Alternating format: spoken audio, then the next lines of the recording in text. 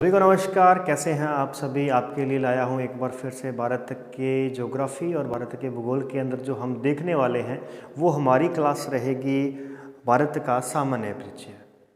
जैसा कि सामान्य परिचय बहुत ही ज़रूरी है और इसी के साथ साथ आने वाली जो 2 वीडियो हैं वो भी आपके लिए बहुत ज़रूरी रहने वाली हैं, इम्पोर्टेंट वीडियोस होने वाली हैं।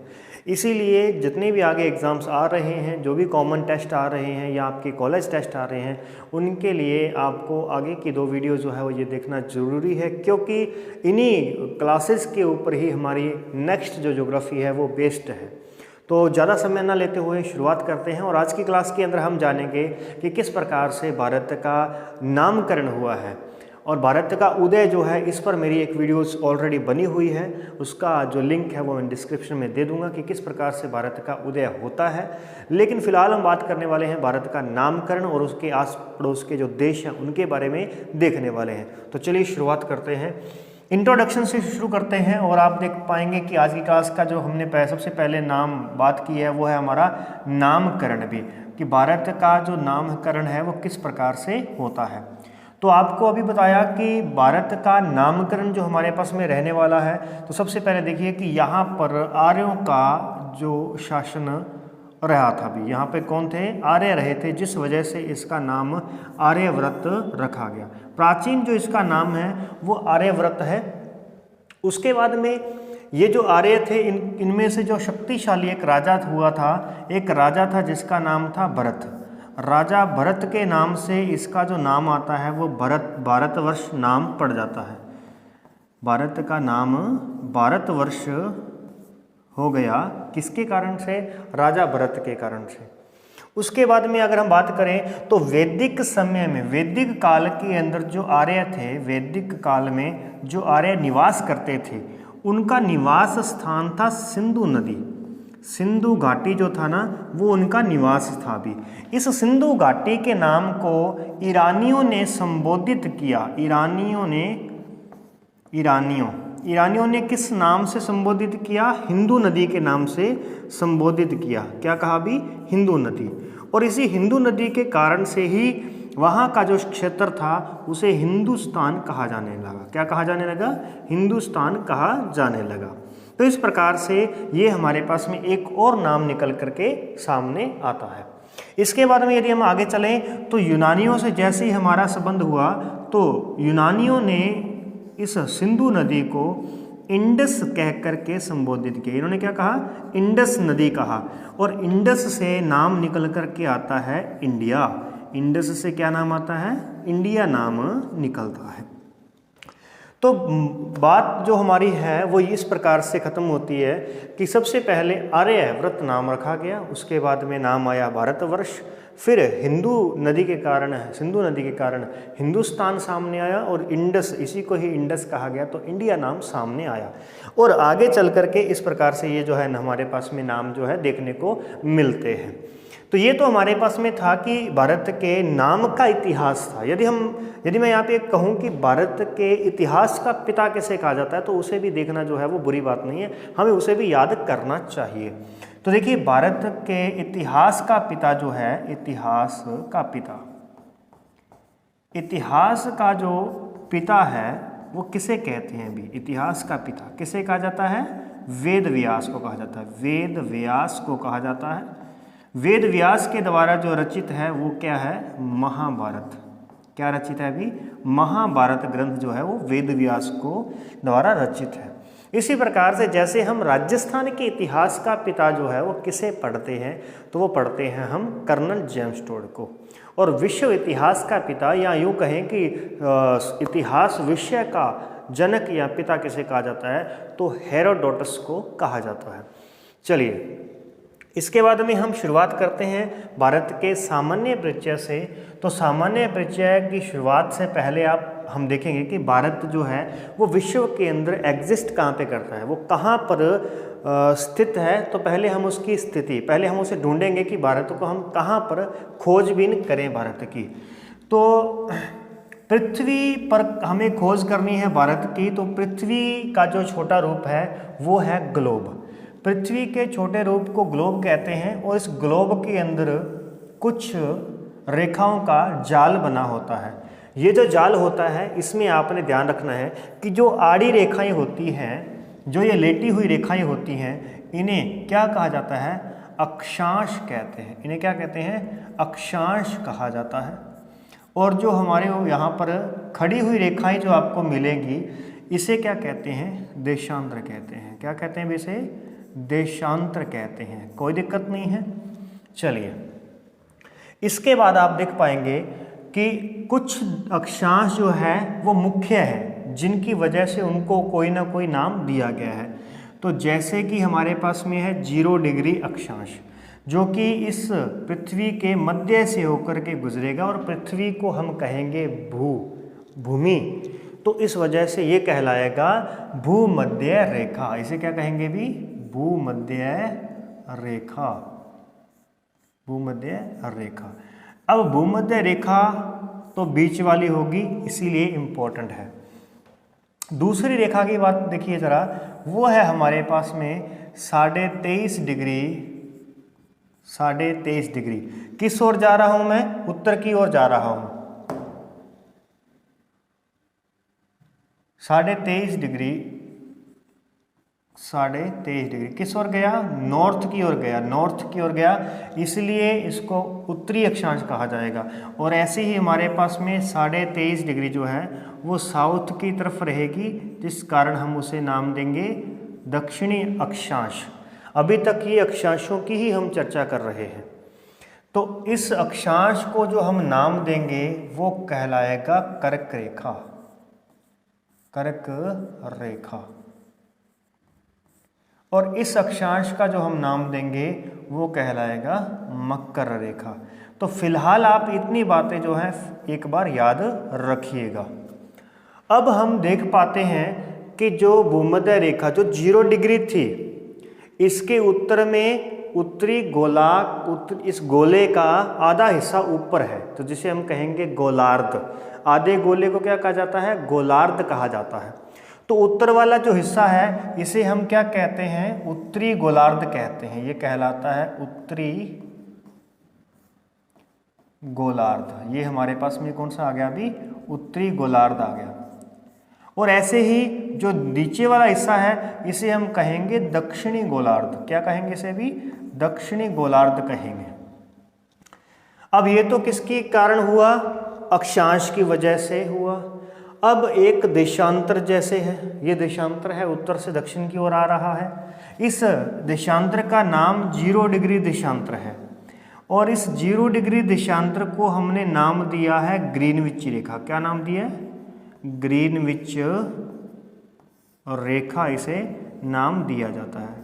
अब ग्रीनविच रेखा की यदि मैं बात करूं तो ग्रीनविच रेखा के इस दिशा में जो बनेगा उसे हम गोलार्ध कहेंगे, और इस दिशा में बनेगा उसे भी हम गोलार्ध कहेंगे, आधा गोला कहेंगे। लेकिन ये कौन सा दिशा कौन सी है? तो सामान्य रूप से आपने ध्यान रखना है कि हम कभी भी जब दिशाएं बनाते हैं तो हमारे पास में इस प्रकार से चारों दिशाएं होती हैं, जिसमें हम इसे नॉर्थ यानी उत्तर, साउथ दक्षिण, ईस्ट पूर्व और वेस्ट यानी कि पश्चिम नाम देते हैं। तो इस प्रकार से जो इस ओर का क्षेत्र है उसे हम क्या कहेंगे? पूर्वी गोलार्ध। और इस ओर का क्षेत्र जो है वो क्या कहलाएगा? पश्चिमी गोलार्ध कहलाएगा। इस प्रकार से अब हमने इसके 4 गोलार्ध बना दिए हैं। 2 अक्षांशों के आधार पर बनेंगे और जो 2 देशांतर के आधार पर बन जाते हैं। अब हमें ढूंढना है कि इस पूरे विश्व के अंदर जो भी महाद्वीप हैं उनमें से भारत जो है वो किस क्षेत्र में आएगा। तो ध्यान रखिएगा यहाँ पर कि भारत की जो स्थिति बनती है वो किस क्षेत्र में बनती है, तो वो आता है हमारे पास में उत्तर पूर्व गोलार्ध। कहाँ पे आता है अभी? उत्तरी पूर्वी गोलार्ध में भारत स्थित है। उत्तरी यानी अगर मैं अक्षांशों के आधार पे कहूँ तो भारत कहाँ है? उत्तर में। और देशांतर के आधार पर कहूँ तो भारत कहाँ है? पूर्व में है। इतनी बात आपने ध्यान रखनी है। क्लियर है? चलिए हम आगे बढ़ते हैं और आगे चल कर के हम देखते हैं। भारत को हमने ढूंढ लिया। अब जब हमने इसको ढूंढ लिया है तो इसकी पोजीशन हमें डिसाइड करनी होगी कि इसकी पोजीशन जो है वो कितने अक्षांशों के बीच में ये स्थित है और कितने देशांतरों के बीच में स्थित है। यानी हम आगे चल करके देखने वाले हैं भारत का अक्षांशीय और देशांतरीय विस्तार। अक्षांशीय व देशांतरीय विस्तार। देशांतरीय विस्तार। अब ये विस्तार की बात करते हैं। यहाँ पे देखिए, ये हम विस्तार कर रहे हैं। तो यहाँ पर मैं आपको बता दूँ कि जैसे अक्षांशीय देशांतरीय विस्तार हम देखने वाले हैं, तो सबसे पहले आप भारत को थोड़ा इमेज खींचिए। हमारा भारत जो है वो किस प्रकार का आपको दिखाई देता है, इस प्रकार से आप भारत को देखिए। और यदि मैं आपको सजेस्ट करूं तो आप ध्यान रखें कि भी आपको यदि भारत का मानचित्र बनाना आता है तो ये आपके लिए बहुत ही प्लस पॉइंट है। भारत के मानचित्र को बनाइए, बहुत ही आसान तरीके से आप बनाना सीख सकते हैं। ये हमारे पास में भारत है।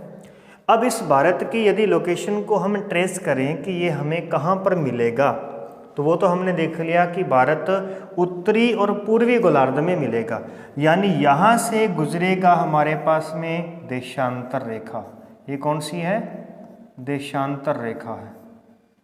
और यहाँ से गुजरेगी कौन सी भी? अक्षांश रेखा। यहाँ से है, इस प्रकार से अक्षांश है।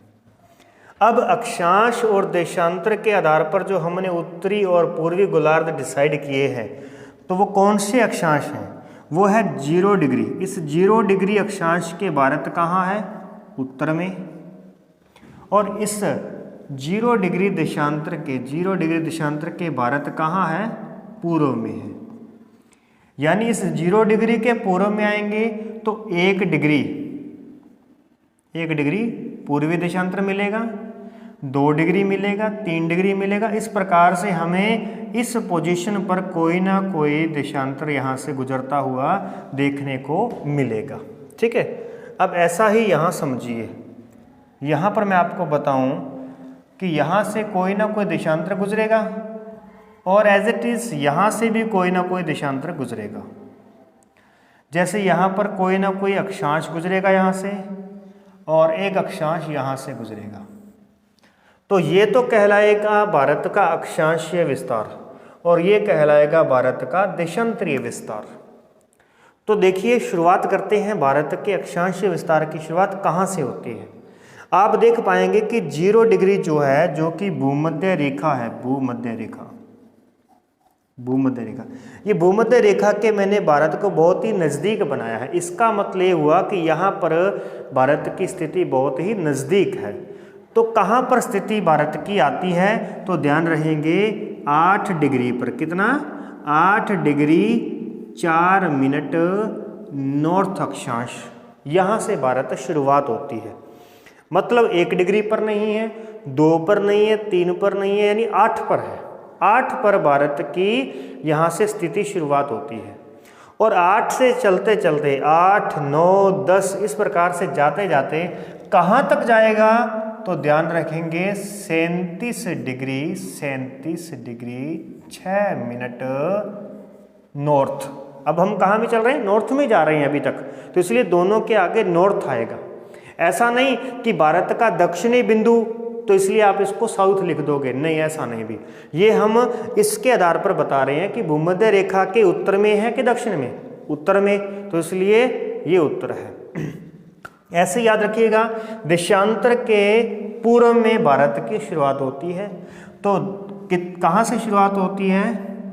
68 डिग्री 68 डिग्री और 7 मिनट पूर्वी देशांतर से भारत की शुरुआत होती है। 68 डिग्री 7 मिनट पूर्वी देशांतर से भारत शुरू होता है। इस ओर चलते जाएंगे।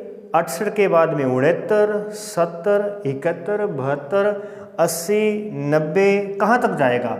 तो ध्यान रखेंगे 8 में से 1 जोड़ो, 8 में 1 जोड़ा 9, 6 में 1 जोड़ेंगे तो बनेगा 7, तो 97 डिग्री 25 मिनट पूर्वी देशांतर, ये भारत का देशांतरीय विस्तार है जो कि यहाँ से शुरू होता है और यहाँ तक आता है।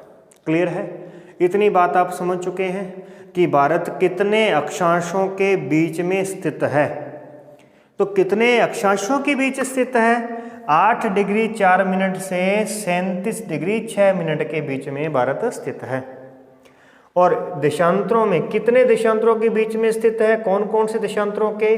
68 डिग्री 7 मिनट से 97 डिग्री 25 मिनट के बीच में भारत की स्थिति है। और यही मैं अगर पूछूं आपको कि विस्तार, भारत का विस्तार कितने देशांतरों के अंदर है, तो देखिए, या कितने अक्षांशों के अंदर है, तो अक्षांश कौन सा गुजरा ऊपर? 37 डिग्री 6 मिनट। इसमें से हम 8 डिग्री 4 मिनट को माइनस कर देते हैं, तो यहाँ पर हमें मिलेगा 2 मिनट, और इधर हम माइनस करेंगे तो आएगा 29 डिग्री। तो 29 डिग्री अक्षांशों के बीच में भारत स्थित है। और 1 डिग्री से दूसरे डिग्री के बीच में जो अंतराल होता है वो लगभग 111 किलोमीटर का होता है। कितना अंतराल होता है अभी? 111 किलोमीटर का डिफरेंस होता है दो अक्षांशों के बीच। यानी मैं 7 डिग्री से यदि 8 डिग्री तक जाऊंगा तो मैं कितनी दूरी तय करूंगा? 111 किलोमीटर की। चलिए अब इधर देखते हैं। अब 97 की यदि बात करें कि 97 से भारत का कहाँ तक जाना है? 68 तक था, तो 97 से यदि मैं माइनस करूँ 97 डिग्री 25 मिनट, इसमें से मैंने 68 डिग्री और कितना माइनस करना है? 7 मिनट माइनस करना है। तो ये मेरे पास में कितना आएगा? तो यहाँ पर बात करते हैं तो ये हमारे पास में बनेगा भी 18 मिनट, तो यहाँ बच जाएंगे। और इसमें भी कितना आ जाएगा? 29 डिग्री आ जाएगा। क्लियर है? यहाँ पर कितना आया? 29 डिग्री यहाँ पर बच गए और 29 डिग्री ही यहाँ पर बच रहे थे। तो भारत का अक्षांशीय और देशांतरीय जो विस्तार है, जितने अक्षांशों देशांतरों के बीच में भारत स्थित है, वो दोनों तरफ एक जैसे हैं। लेकिन अब आपको रियल में यहाँ पर क्या समझ में आने वाला है, क्या बात आपके सामने आने वाली है, उसको देखिएगा। ये भारत का उत्तरी बिंदु है और इस उत्तरी बिंदु का नाम है इंदिरा कोल। इंदिरा कोल। और एक है दक्षिणी बिंदु, और दक्षिणी बिंदु का नाम है कन्याकुमारी। कन्याकुमारी। ऐसे ही एक भारत का पूर्वी बिंदु है, पूर्वी बिंदु, जिसका नाम है किबिथु। किबिथु। और भारत का पश्चिमी बिंदु जो है, इसका नाम है भी गौरमाता। गौरमाता। ये रहा। पश्चिमी बिंदु कहाँ पर एग्जिस्ट करता है? गुजरात में। पूर्वी बिंदु कहाँ पर है? अरुणाचल प्रदेश में। उत्तरी बिंदु कहाँ मिलेगा? तो लद्दाख में मिलेगा। और दक्षिणी बिंदु कहाँ मिलेगा? तो तमिलनाडु में मिलेगा।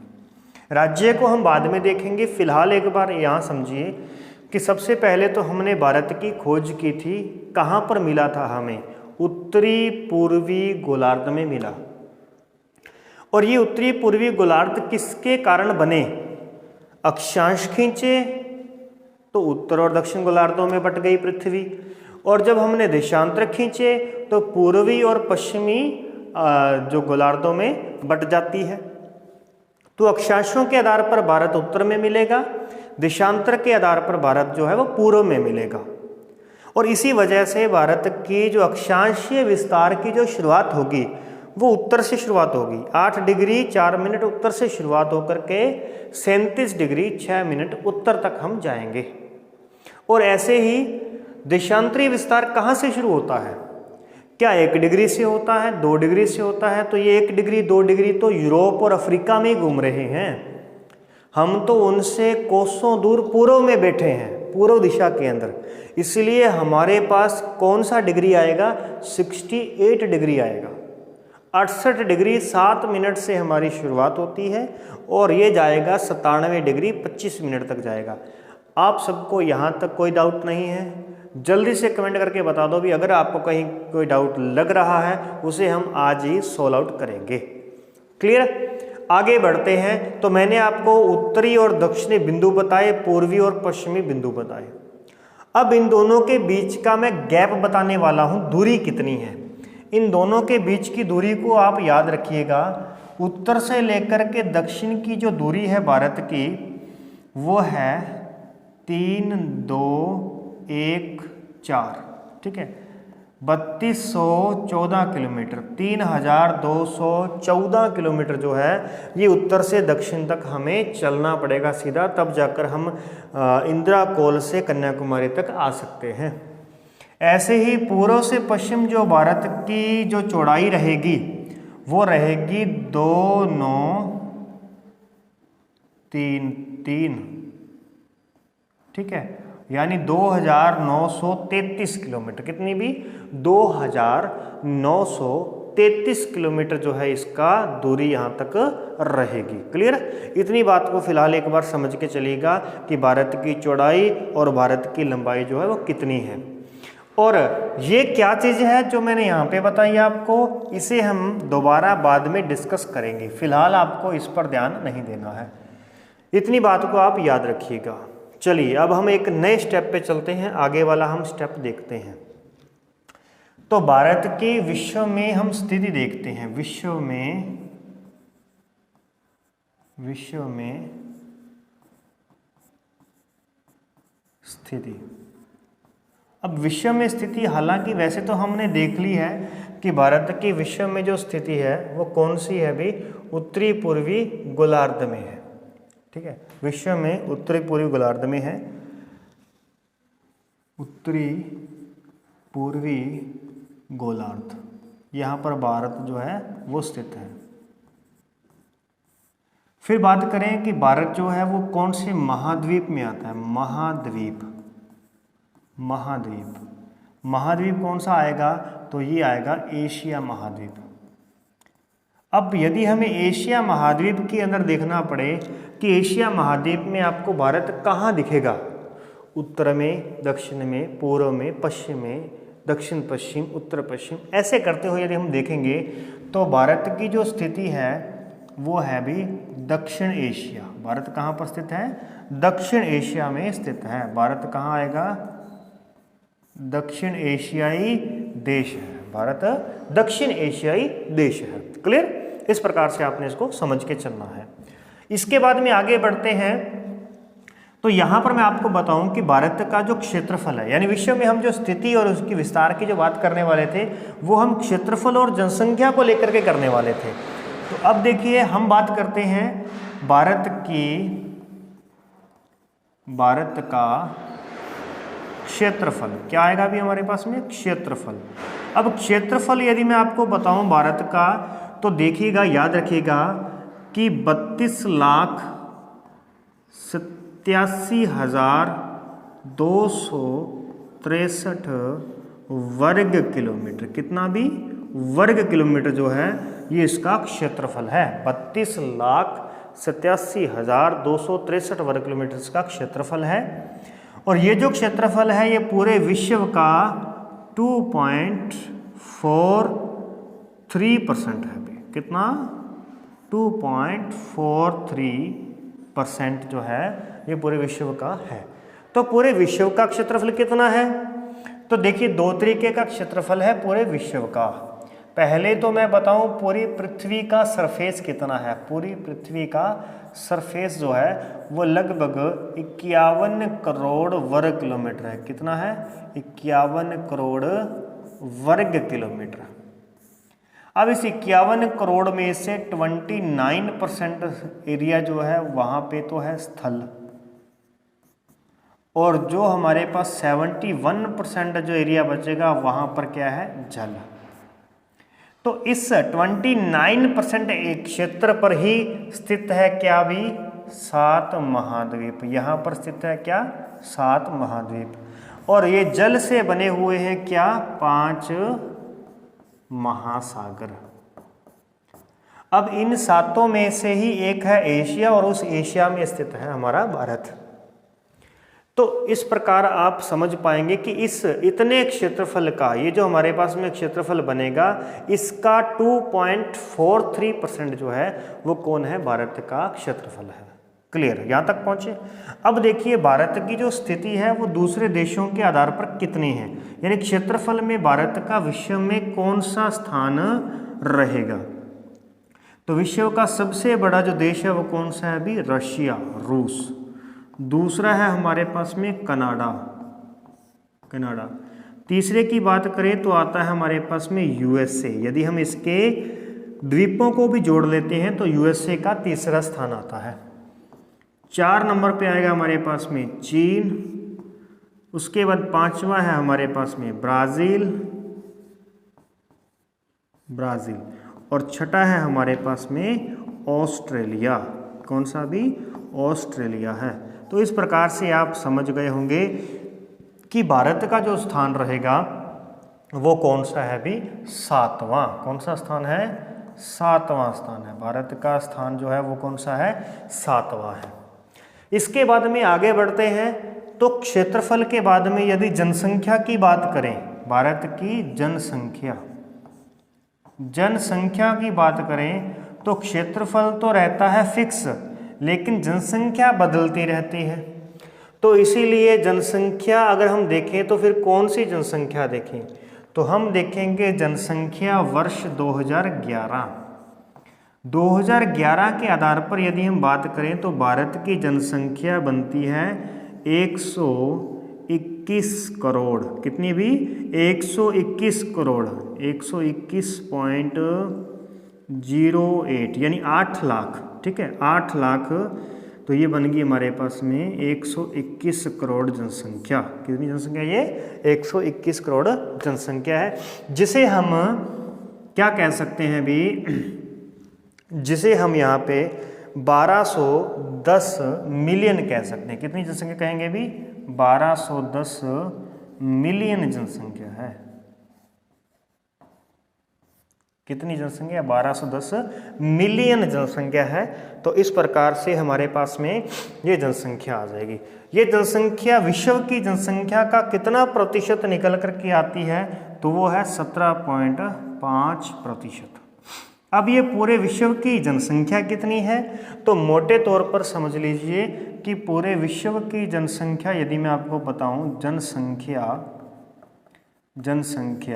तो ये है भी 713 करोड़। कितनी जनसंख्या है, 713 करोड़ जनसंख्या है, जिसमें से सीधा 121 करोड़ यानी 1.25 करोड़ जनसंख्या, 125 करोड़ जनसंख्या केवल भारत की है। और जनसंख्या के आधार पर भारत की अगर हम स्थिति को जानें तो सबसे अधिक जनसंख्या वाला जो देश है वो है चीन, चाइना, और दूसरे ही नंबर पर बैठा है कौन, भारत।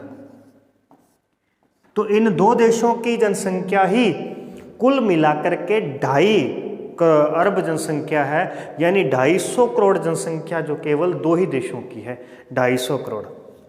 इसके बाद में तीसरा आता है हमारे पास में यूएसए।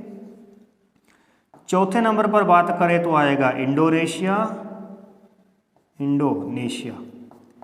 और 5वें नंबर पर आता है हमारे पास में ब्राज़ील। तो ब्राज़ील का जो स्थान है वो जनसंख्या और क्षेत्रफल दोनों में ही विश्व में इसका 5वां स्थान आता है। That's all. इतनी बात क्लियर हो चुकी है। हमने क्षेत्रफल, परसेंटेज और उसका स्थान जो है वो सभी बातें हमने यहाँ पे देख ली हैं।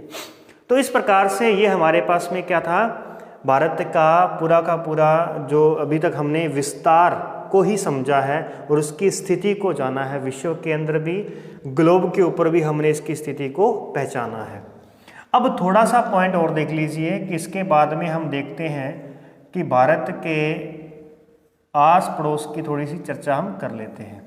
आस पड़ोस में हम थोड़ी सी चर्चा किस प्रकार करने वाले हैं, तो देखिए ज़रा।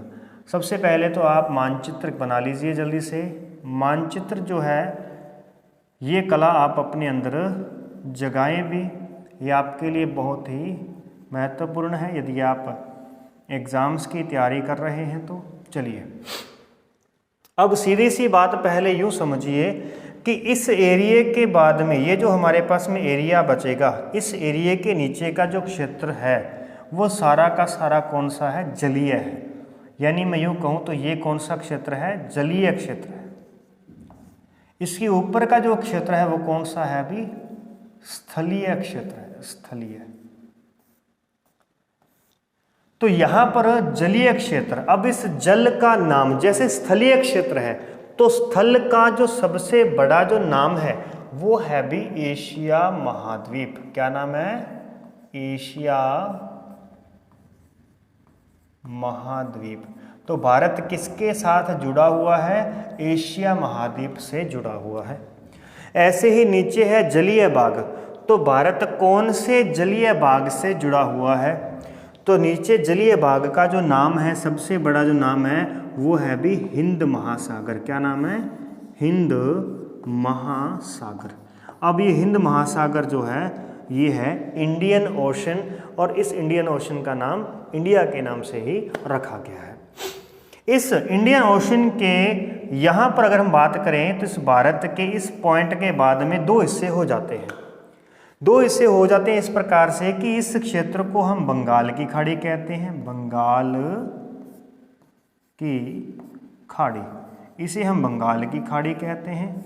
और ये वाला जो क्षेत्र है, जो पश्चिम के अंदर क्षेत्र है, इसे हम क्या कहते हैं भी, अरब सागर कहते हैं, अरब सागर, इसे हम अरब सागर नाम देते हैं।